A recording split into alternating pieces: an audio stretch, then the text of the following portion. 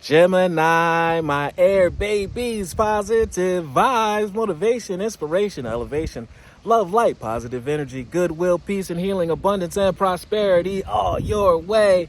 Please like, share, comment, and subscribe to this page for the blessing to you. Your word of the day is everything turns to light. That means nothing is happening to you. Everything is happening for you.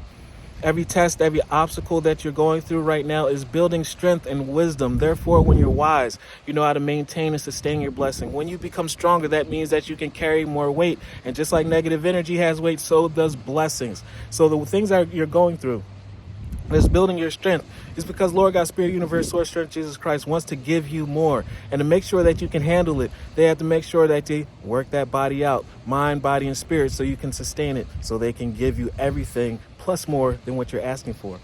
I work to improve myself and embrace all that life brings to me and transform darkness into light. I allow myself to grow and become stronger. Therefore, I'm ready to be blessed. Love one another. Be kind to one another. Love yourself. I love you too.